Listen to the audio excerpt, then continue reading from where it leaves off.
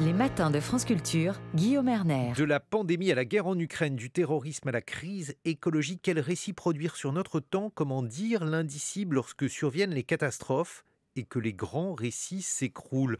Bonjour Christian Salmon. Bonjour. Alors on vous connaît parce que vous avez publié de nombreux essais importants pour commenter l'actualité, le monde tel qu'il va, la tyrannie des bouffons, l'ère du clash, mais vous êtes aussi un grand amoureux de la littérature, vous avez été l'assistant de Milan Kundera, vous êtes le fondateur en 1993 du Parlement des écrivains et du Réseau des villages. Refuge, vous publiez L'art du silence aux éditions des Liens qui libèrent, c'est une déclaration d'amour à la littérature. Vous dites que la littérature a encore des choses à dire et peut encore résister face à ce chaos du monde et face à tous les autres récits qui nous envahissent. On en a parlé notamment lors de l'attribution du prix Nobel à Annie Ernaux. On en a parlé également pour le symbole que représente Salman Rushdie. On a évoqué il y a quelques instants l'assassinat de Samuel Paty. Si vous deviez justement définir ce qu'est la littérature, Christian Salmon. Certainement pas un lieu de divertissement ou un cercle d'admiration pour les grands auteurs, etc. Mon rapport, il est, je dirais, engagé, militant. J'ai pas eu le choix d'ailleurs de cultiver des rapports purement académiques avec la littérature, puisque dès 89, alors que j'étais encore l'assistant de Milan Kundera, la fatwa contre Salman Rushdie est tombée.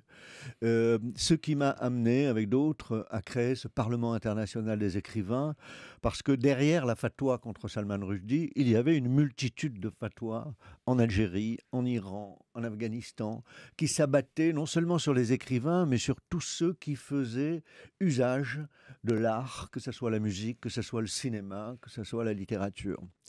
Et donc la fatwa contre Salman Rushdie a été d'une violence inouïe. Et d'ailleurs, cet été, lorsque Salman a été victime de cette agression, pour tous ceux qui l'avaient soutenu depuis 90, c'était véritablement un cauchemar qui se réalisait. Je vous propose justement d'entendre la voix de Salman Rushdie évoquant son rapport au personnage. C'était dans une masterclass en 2019 au micro d'Arnaud Laporte. Je dois dire tout d'abord que quand j'étais à l'université, je n'ai pas étudié la littérature. J'ai étudié l'histoire. Et pour moi, ça a été très important d'apprendre la méthode historique. Comment comprendre le monde. Et je crois que ça a été une formation excellente pour moi. Et une grande partie de mon travail a à voir avec l'histoire. L'histoire ancienne, parfois l'histoire contemporaine. Mais c'était une partie très importante de ma formation. Et j'ai eu un prof d'histoire brillant qui m'a dit quelque chose que je n'ai jamais oublié. Il m'a dit: n'écris jamais de l'histoire jusqu'à ce que tu peux entendre les gens parler. Si tu ne les entends pas parler, donc tu ne les connais pas suffisamment. Et tu ne peux pas raconter l'histoire. C'est quelque chose de merveilleux pour apprendre l'écriture de l'histoire, mais c'est une leçon merveilleuse pour l'écriture de la fiction. Si vous tentez de créer un personnage et que vous dites: quelle est l'étendue de son vocabulaire? Est-ce qu'il est bavard ou il ne dit pas beaucoup? Est-ce qu'il utilise des gros mots ou pas? Vous posez toutes ces questions sur la façon dont parle cette personne. Et quand vous le savez, alors vous savez qui est cette personne. La voix de Salman Rushdie au micro d'Arnaud Laporte en 2019. Christian Salmon, un commentaire sur la littérature de Rushdie. Peut-être aussi d'ailleurs dire qui il est. On a entendu tellement de bêtises au sujet de Rushdie. Oui, on a entendu beaucoup de bêtises parce qu'on a beaucoup oublié l'origine de cette affaire, qui projette au fond, à l'échelle du monde, un conflit entre la littérature, ce que nous appelions au Parlement des écrivains le droit à la fiction, et les détenteurs de l'orthodoxie religieuse, politique, etc. On oublie d'ailleurs qu'au moment de la fatwa, très peu nombreux étaient les politiciens qui ont soutenu, y compris en France, où Jacques Chirac disait et Charles Pasqua, que ce qu'écrivait Salman Rushdie était horrible. Les évêques soutenaient les auteurs de la fatwa en disant que la figure du Christ n'appartenait pas à l'imaginaire des artistes. Pour simplifier un petit peu l'enjeu de cette guerre entre orthodoxie et littérature, je dirais que c'est une fantastique erreur de catégorie qui a été commise par ceux qui ont demandé la mort pour Salman Rushdie. En effet, le livre Les versets sataniques a été dénoncé au début par des groupes de musulmans, certainement simplement pour le titre, puisque ce roman s'appelait Les versets sataniques, il était forcément satanique. Et c'est au vu des manifestations qui ont commencé à se développer un peu partout que l'imam Khomeini, regardant la télévision, a pris cette décision de manière très emportée comme ça, parce que certains de ses fidèles étaient maltraités par la police en Afghanistan. Il y avait eu des morts au cours d'une manifestation. Mais en fait, on a oublié que c'était un roman. Et lorsque j'entends toujours défendre les versets sataniques au nom de la liberté d'expression, je dis c'est un malentendu, parce qu'il ne s'agit pas d'expression, il s'agit d'un espace structural dans lequel tout est relatif. Les versets sataniques occupent 3 pages dans un roman de plusieurs centaines de pages, et ce qui est en jeu, c'est un personnage qui fait un rêve, il rêve d'un film, et dans ce film, il y a des femmes qui portent les prénoms des maîtresses de Mahomet. Vous voyez, il y a donc toute une série de médiations qui fait qu'on ne peut pas réduire ce roman à quelque chose comme un blasphème. C'est un malentendu. Et en même temps, ce malentendu nous a obligés, les uns et les autres, à défendre la littérature comme un espace structural où l'expérience des hommes est remise en question, remise en perspective, remise en abîme, et c'est ce droit-là qu'il faut défendre, le droit à la création, le droit à la fiction. Mais alors, ce que vous rappelez aussi, c'est terrible, le passage que vous consacrez à Salman Rushdie dans L'Art du silence, Christian Salmon, le livre que vous publiez aux éditions des Liens qui libèrent, parce que vous rappelez que d'autres romanciers, John le Carré par exemple, expliquaient qu'il ne fallait pas blasphémer, que Rushdie avait eu tort, qu'il ne fallait pas seulement avoir peur des musulmans, mais surtout qu'il fallait ne pas leur faire de la peine, et donc il ne fallait pas écrire les versets sataniques. Oui, mais c'est l'éternel reproche qu'on fait aux écrivains, de Flaubert avec Madame Bovary jusqu'à toutes sortes de situations, hein, où au fond, on accuse toujours le roman, parce que quand vous touchez à l'expérience, ça vient du latin experiri, la traversée des périls.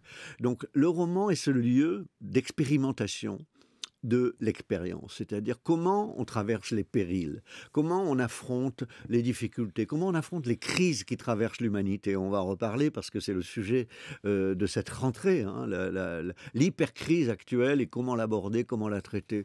Le roman est ce lieu magique où on peut traverser les périls, et donc ça bouscule toutes les orthodoxies qui défendent des certitudes, qui défendent un monde établi. Le roman tourne son regard vers le possible, vers le monde du possible, et donc il bouscule les orthodoxies, forcément. Bon, mais il n'y a précisément pas péril en la demeure en France, puisque vous rappelez, vous avez débuté l'écriture de ce livre pendant le confinement. Vous y pensez depuis de nombreuses années, puisque c'est une sorte de réflexion sur votre rapport à la littérature, Christian Salmon. Et pendant le confinement, le président de la République lui-même en France expliquait qu'il fallait lire. Alors, justement, là, est-ce que le rôle d'un président est d'inviter, au moment où il confine toute la population, parce que c'est le jour où il a annoncé le confinement général de la population, il a eu cette apostrophe « lisez ». Lisez parce que c'est dans les livres qu'on trouve le sens des choses, etc. On approfondit. C'est très curieux. Et puis, il y a eu, pendant tout le quinquennat, ça continue. C'est un président narrateur, c'est un président. Mais là, il y a un malentendu. C'est pour ça que ce livre est en quelque sorte l'envers ou la doublure de mon livre précédent dont on parle tout le temps, storytelling. Hein. C'est-à-dire il y a deux usages de la littérature. Il y a un usage instrumental, que ça soit dans le marketing, dans le management, dans la communication politique, qui consiste à utiliser les récits pour convaincre, pour séduire, pour entraîner, pour motiver. La littérature, pour moi, n'est pas du tout dans ce rôle-là, surtout pas. Vous savez, je définis un peu deux sortes d'écrivains, les acousticiens et les ambianceurs. Et on les voit tout le temps s'affronter. Hein. C'est-à-dire que les ambianceurs, alors cet appel à la littérature pendant le confinement, c'est au fond un appel à la distraction, un appel à la réflexion, enfin, toutes sortes d'appels, mais qui ne concernent pas les écrivains. Parce que les ambianceurs... Ce ne sont pas de mauvais appels. Juste pour rester là-dessus, ce ne sont pas de mauvais appels, parce qu'il y a d'autres présidents, je crois que vous en parliez de ces autres présidents dans la tyrannie des bouffons, qui, en pareille période, n'auraient pas appelé à lire Christian Salmon. Ça, c'est un autre débat. Effectivement, les Trump, Bolsonaro dont je parlais, je me demande même s'ils sont capables de rédiger un appel en un langage cohérent, tellement ils ont détruit même la notion du langage. Donc on pourrait se réjouir d'avoir une république, quelles que soient évidemment les opinions politiques que l'on a, qui puisse avoir encore une photo du chef de l'État où il montre des livres. C'était le cas de Mitterrand et c'est le cas d'Emmanuel Macron. Vous savez, quand je fais la distinction entre les ambianceurs et les acousticiens, c'est important de revenir là-dessus. Parce que font les ambianceurs?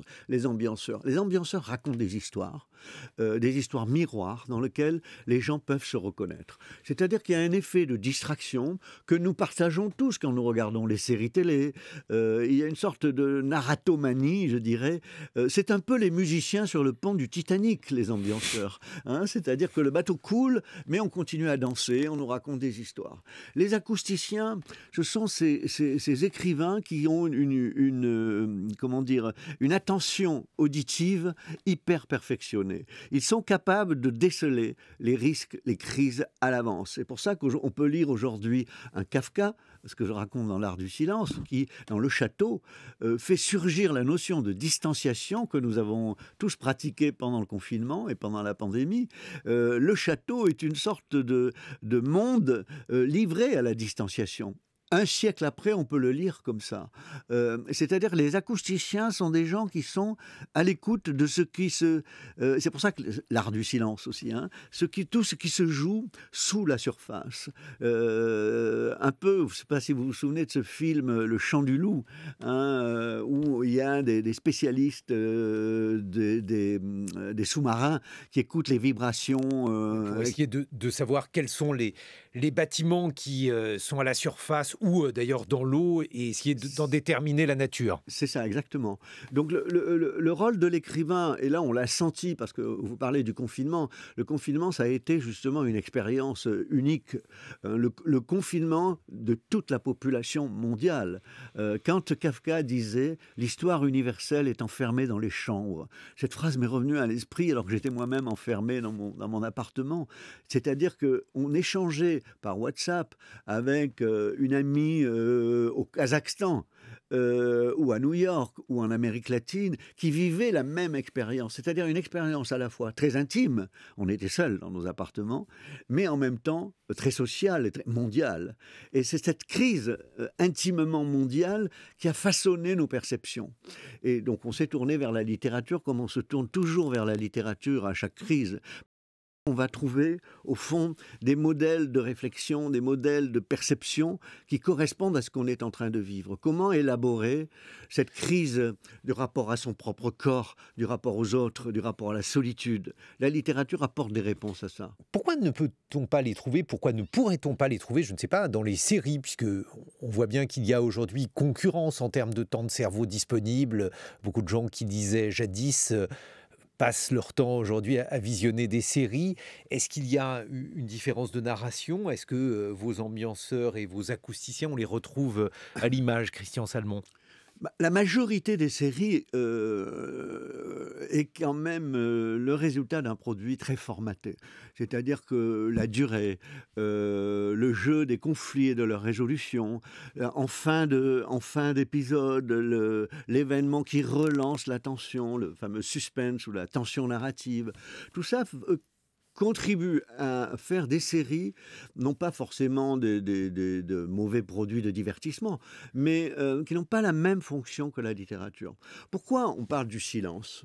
Parce que pour moi, le silence est un peu la chambre noire du photographe. Le silence n'est pas une limite à la littérature, c'est le passage, la ligne d'ombre, à travers laquelle les écrivains doivent passer pour trouver de nouvelles manières de sortir des manières de codifier, de penser, d'agir, de se représenter le monde. C'est-à-dire qu'il y a une espèce d'outre-monde ou d'inframonde que les auteurs visitent. C'est un peu l'inconscient, si vous voulez, de nos expériences qui se révèlent, qui viennent à la lumière à travers cette expérience du silence. C'est-à-dire que pour moi, le roman ou la littérature en général est creusée dans le silence et non pas limitée par le silence. Il s'agit en fait d'en finir ou de dépasser ces automatismes que nous avons tous, que nous pratiquons tous à longueur de journée, qui sont les manières codifiées de penser, de se représenter le monde. Et puis, il y a aussi ces littérateurs face au chaos, face aux catastrophes. Alors, vous évoquez par exemple ce que disait Svetlana Alexievitch, la prix Nobel bélarusse, lors de l'explosion de Tchernobyl. Que disait-elle? Rappelez-le nous, Christian Salmon.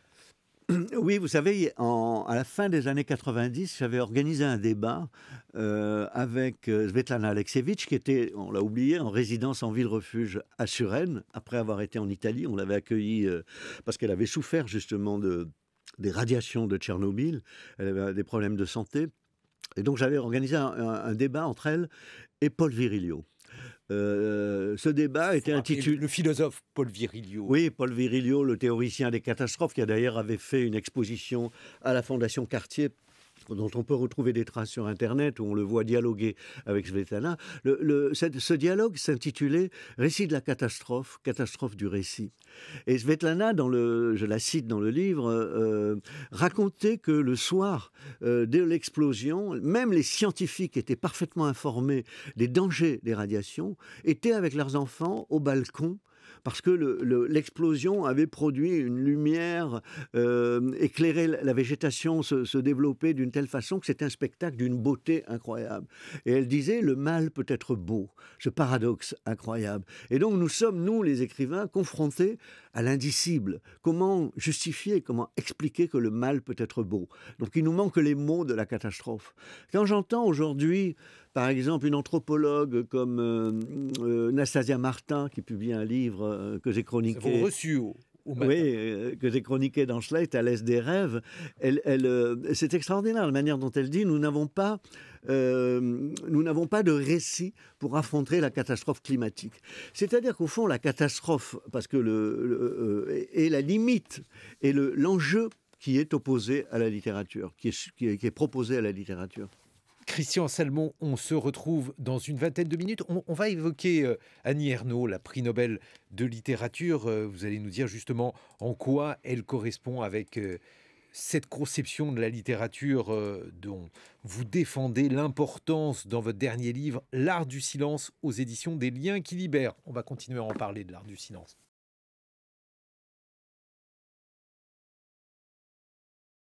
Que peut la littérature face au chaos du monde? Christian Salmon, vous publiez L'Art du silence aux éditions des Liens qui libèrent, une déclaration d'amour à la littérature et aux grands écrivains.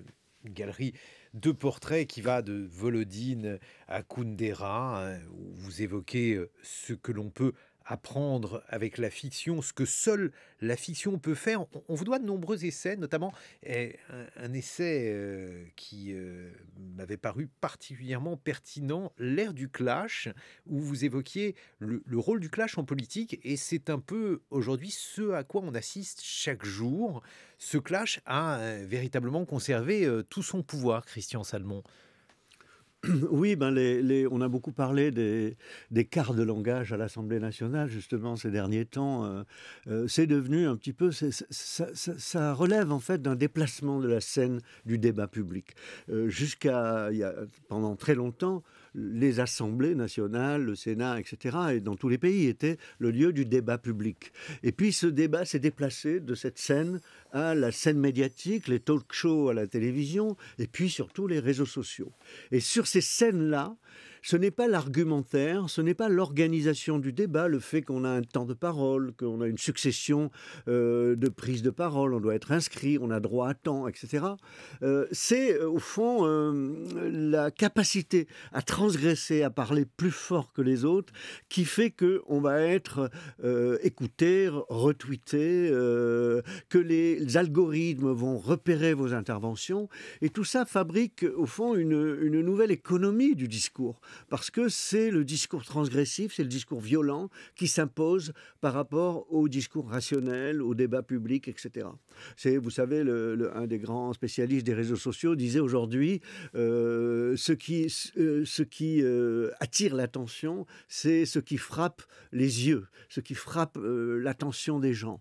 Donc cette ère du clash est en train de se généraliser et on en a vu les effets très récemment, puisque vous avez vu, on est dans le deuxième tour des élections au Brésil et on donnait Bolsonaro battu. Or, il a fait au premier tour une apparition surprenante.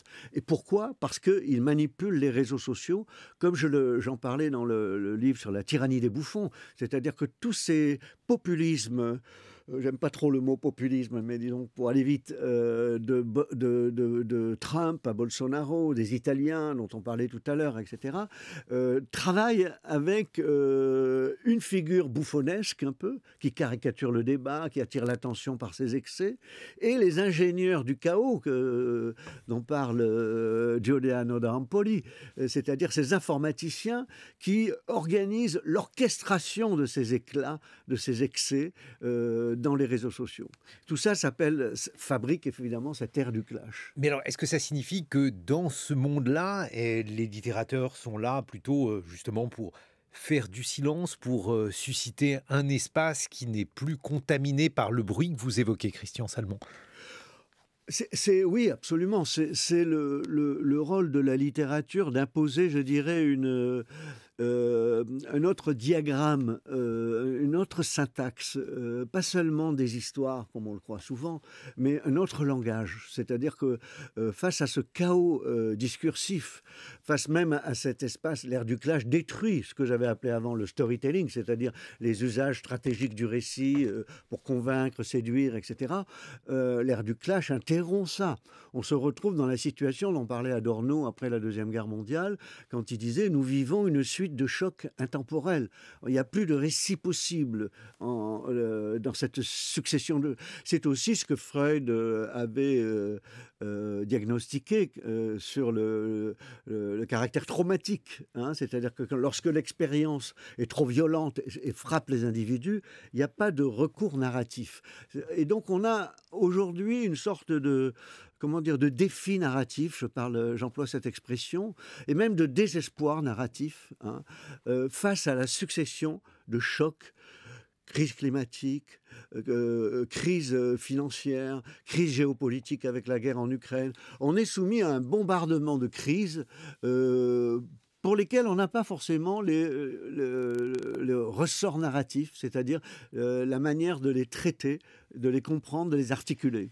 Christian Salmon, vous avez notamment été l'assistant d'un immense écrivain, Milan Kundera. Quelques mots d'ailleurs sur Kundera. Il faut penser aux jeunes qui peut-être n'ont pas encore eu la chance de lire Kundera.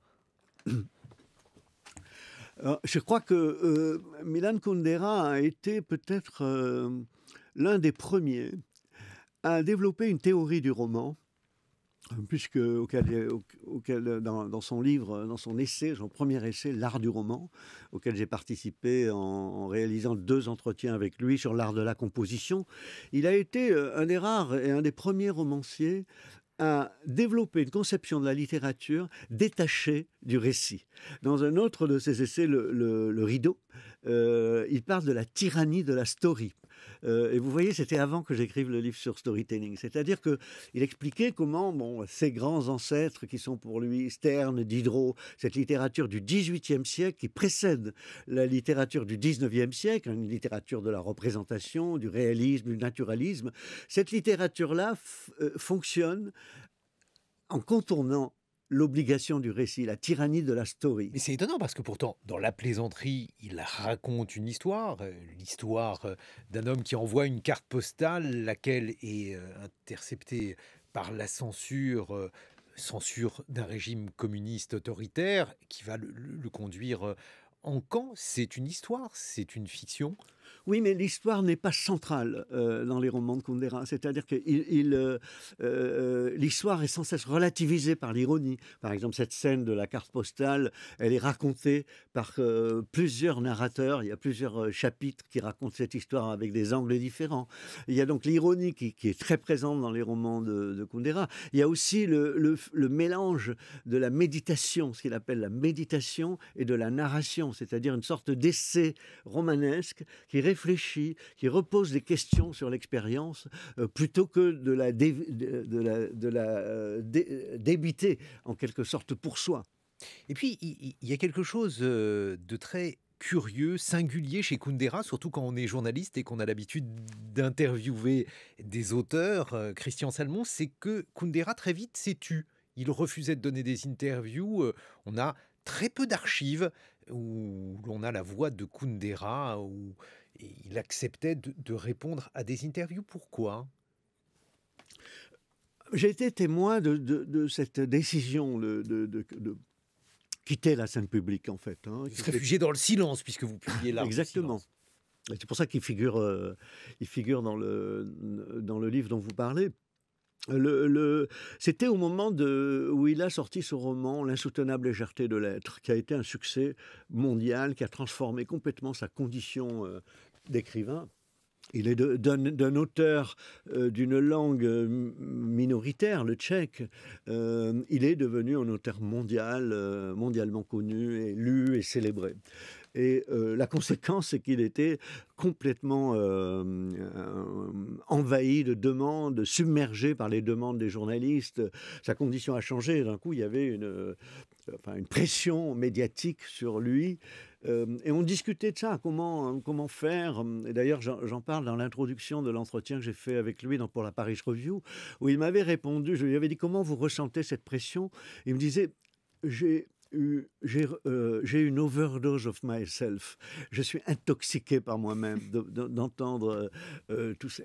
Et donc, on bavardait là-dessus. Et puis, sous forme d'ironie, je lui ai dit, bon, en fait, il va falloir vous beckettiser, en faisant référence au silence de Beckett, qui a refusé aussi Et il a dit, vous avez raison, c'est ce qu'il faut, je vais me beckettiser. Mais au-delà de la plaisanterie, de l'ironie, parce que dans nos rapports, il y avait toujours cette ironie présente. Je pense que chez Kundera, il y a ce refus de ce qu'il appelle la scène insupportablement éclairée des médias. Vous savez, on parlait tout à l'heure de la chambre noire de l'écrivain. Kundera est un écrivain de la chambre noire. C'est-à-dire qu'il y a une sorte chez lui non seulement de timidité ou de distance par rapport aux médias, mais aussi la conception que le talent romanesque est le contraire du talent médiatique. Regardez, on parlait des réseaux sociaux. Le talent médiatique aujourd'hui, la manière de se faire entendre, c'est une manière les influenceurs, tout ce qu'on a vu apparaître avec les réseaux sociaux, c'est une manière de vendre sa propre image.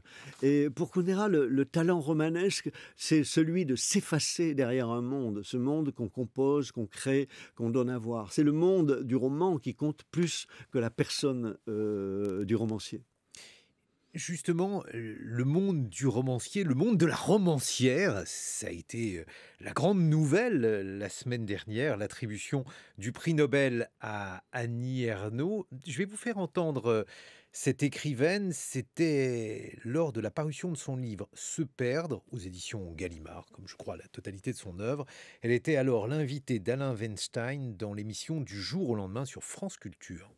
Vous, votre projet, si projet il y a, c'est de partir à la recherche du vécu obscurément subi.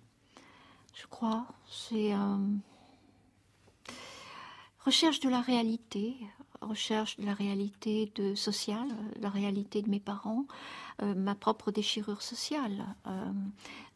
La vie extérieure, c'est aussi, comme Journal du dehors, un regard sur le monde autour de moi, le monde qui se fait, le monde d'ici et maintenant. Et l'événement, c'est un retour sur un avortement. Donc ça aussi, c'est un événement féminin qui, pour moi, était à dire, à donner. À partir du moment où on met au jour d'une façon rigoureuse et sans faux fuyant une certaine réalité qu'on a vécue, de là, on fait une mise en question de ce monde. Donc votre projet d'écrivain, Annie Ernaux, n'est pas de nature esthétique, d'abord? Ce n'est pas de nature esthétique d'abord. Je me demande bien ce que ça peut bien vouloir dire, d'ailleurs, d'avoir un projet esthétique d'abord. C'est pour moi de dire certaines choses que j'ai vécues qui m'ont ou qui m'ont frappée, qui ont été une source d'intense émotion, et donc de trouver les moyens pour dire ces choses-là. Et ces moyens, évidemment, alors là, on peut dire qu'il s'agit d'esthétique, mais pour moi, il n'y a pas de véritable écriture si elle n'est pas justement un effort pour dire le réel, dire quelque chose. Il n'y a pas de style en soi, vous voyez, c'est ça.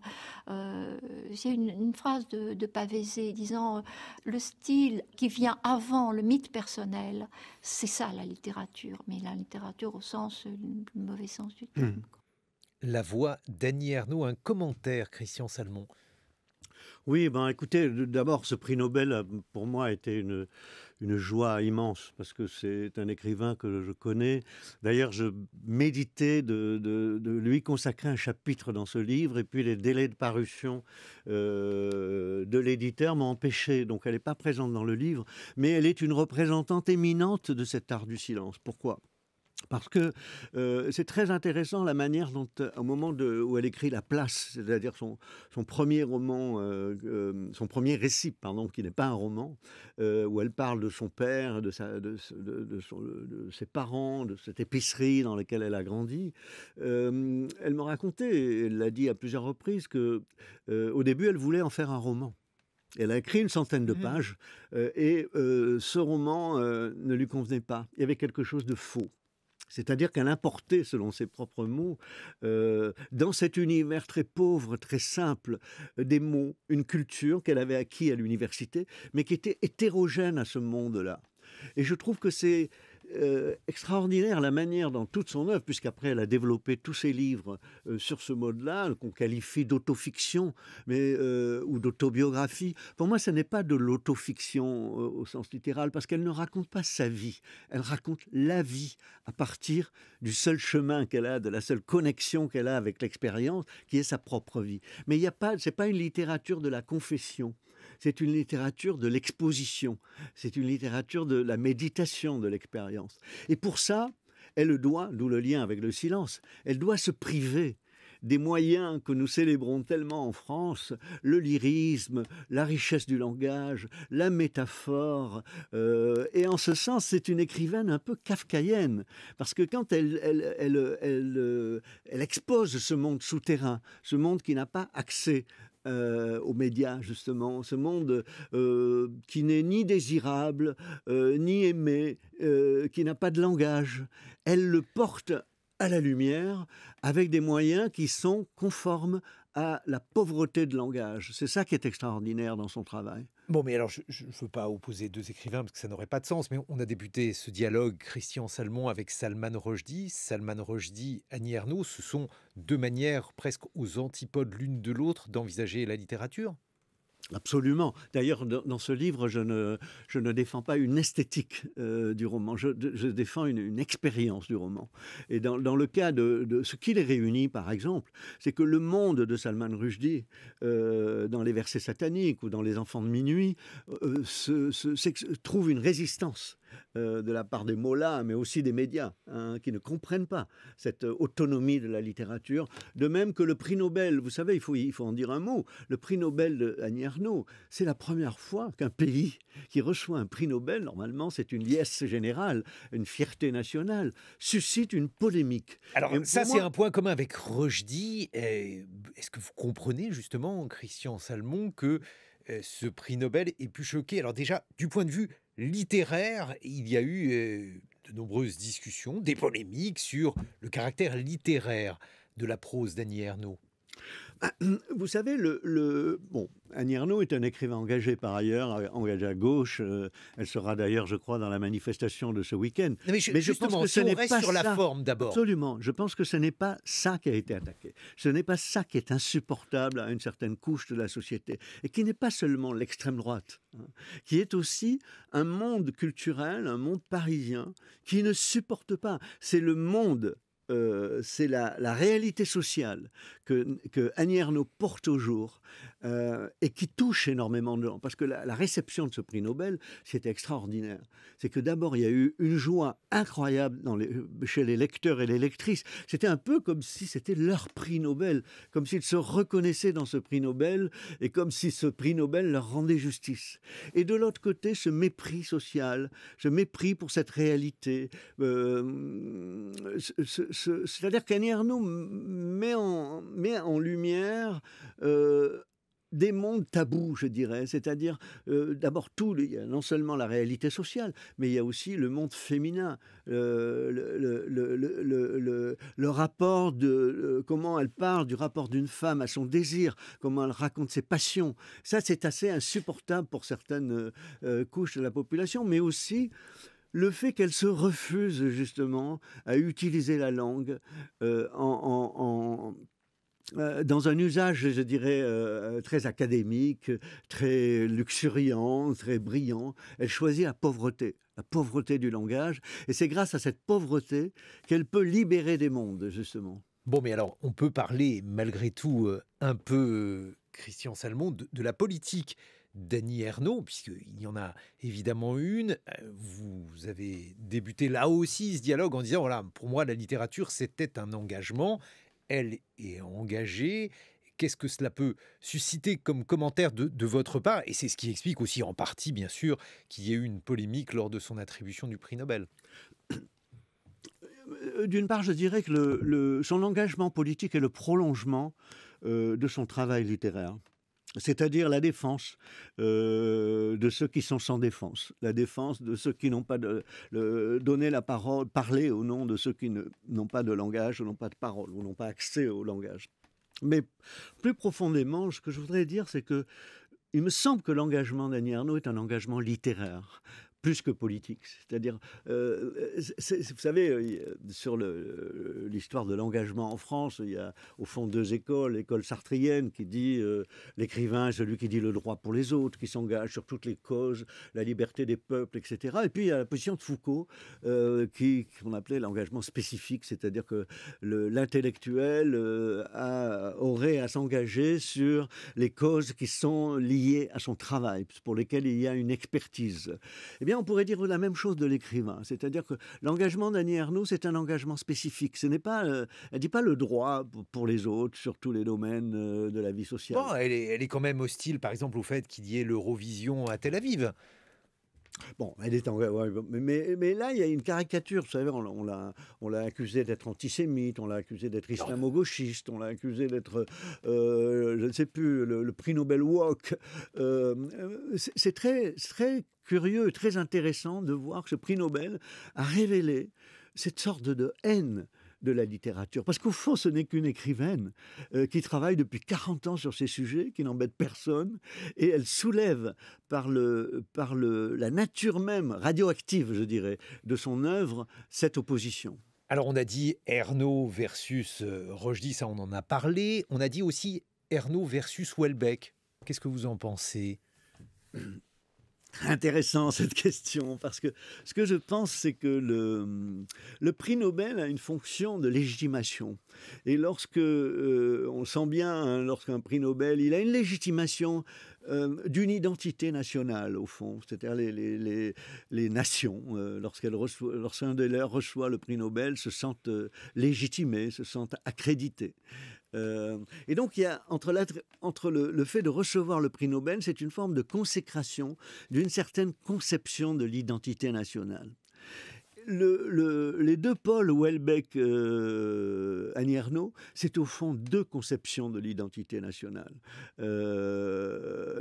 Houellebecq, avec ses romans, La Soumission, etc., hein, son rapport à l'islam, la religion la plus con du monde, ce côté un peu provocateur, et puis le fait qu'il ait été consacré par la droite nationale. Il ne faut pas le cacher, c'est une sorte d'écrivain national aussi, qui a reçu la Légion d'honneur, enfin, qui a eu le prix Goncourt, qui a eu tous les honneurs. Si Annie Ernaux le veut, ça doit pouvoir s'arranger. Hein. Comment ?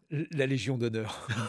Mais justement, elle est impitoyable avec l'usage du langage, pas avec la politique seulement du président, mais avec l'usage du langage, la théâtralité d'Emmanuel Macron. C'est très intéressant. Si on examine bien ses engagements, on verra qu'il y a toujours derrière une certaine conception, une certaine défense de l'usage du langage. Quel langage parlons-nous ?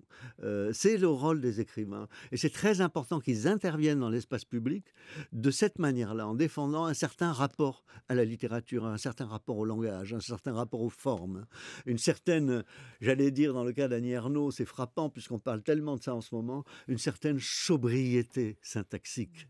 Vous savez, on parlait tout à l'heure du confinement, je trouve que il y avait un anthropologue qui disait à travers le confinement, on vit des épidémites, la multiplication des mythes. Or, nous n'avons pas besoin de plus de mythes, mais de moins de mythes.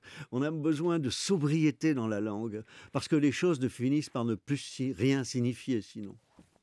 Merci beaucoup, Christian Salmon, de nous avoir accompagnés ce matin. L'art du silence, c'est donc le livre que vous publiez aux éditions des Liens qui libèrent. Les Liens qui libèrent qui organisent d'ailleurs ce week-end à Uzès 2 jours de débat autour du Parlement des Liens. Et vous allez ouvrir le débat sur quel récit face au chaos du monde. C'est le thème de votre livre et c'est également ce que l'on va voir, le chaos du monde, dans quelques instants avec le point sur l'actualité à 8h45 dans quelques secondes.